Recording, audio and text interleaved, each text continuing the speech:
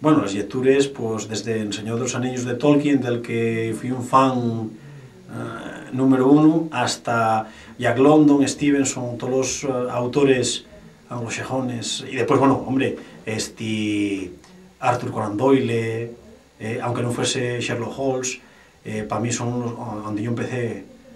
Julio Verne también, son les mis lectures favorites, hasta que atopé a Vicente García Oliva en Fontenebrosa, El reino de los silentes, en asturiano.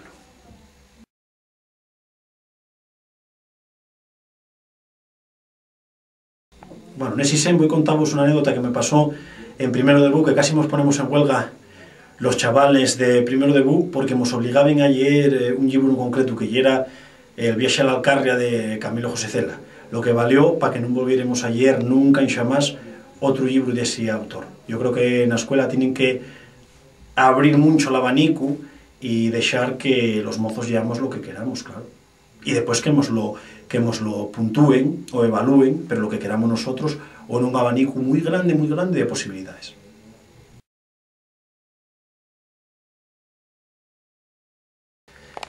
Bueno, pues lo mejor era que lo hubiere cuando vas a las bibliotecas. Está mucha pena porque está siempre arrequexado el asturiano, aunque va agarrando puxo paso ante paso, pero sigue arrequexado allí, en la última balda, allí metido como a lo más fondo de la biblioteca, y necesita un emburrión, pero muy grande, de lectores y de que se vea.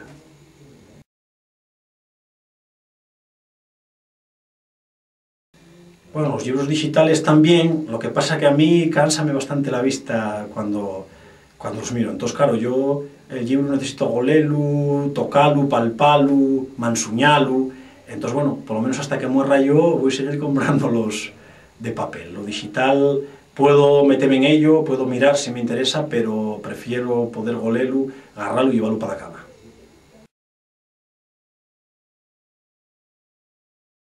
Bueno, Marta é una neña que cuando pon dos coletes en el pelo é porque está percontenta. Entonces é un personaje que yo, por la experiencia que tengo, cala muy bien entre los rapacinos, porque se identifiquen muy bien con ella. Va a ver los vuelos, tal, entonces, bueno, identifíquense muy bien con ella.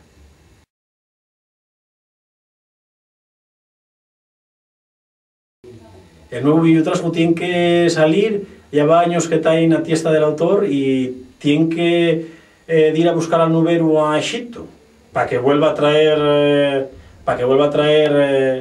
el agua, porque hay una seca muy grande, a ver si tira para adelante. Pero yo espero que venga rápido el videotrasgo otra vegada.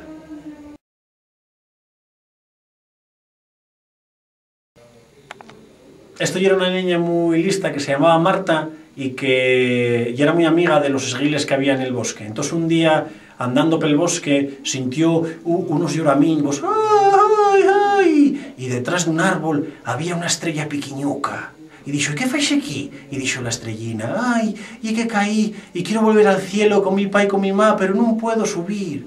Entonces Marta, que ya era muy lista, preguntó a los esquiles, y dijo ellos, ¿qué podemos hacer? Y los esquiles dijeron, vamos a llamar al oso Garrona, que es el animal más grande y más fuerte de este bosque, para que pueda levantar la estrella y mandarla hasta el cielo.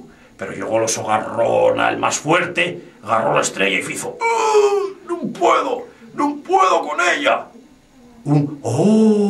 Levantóse en el bosque, el oso Garrona no puede con la estrella. Pero entonces Marta, que era una niña listísima, dijo, ¡ay, meca! Y si soplamos todos, y en soplando, la estrella entama a subir y a subir hasta el cielo. Y entonces llamó a todos sus amiguinos, llamó a los Garrona, a los esguiles, a su ma, a su pa, a los güelos, a un hermano piquiñugo que tenía, que ya era muy malo, pero que lo quería mucho. A todos los llamó y entamaron todos a soplar. Y decían, a solín, a solán, los pulmones a llenar, a solín, a solán, vamos juntos a soplar.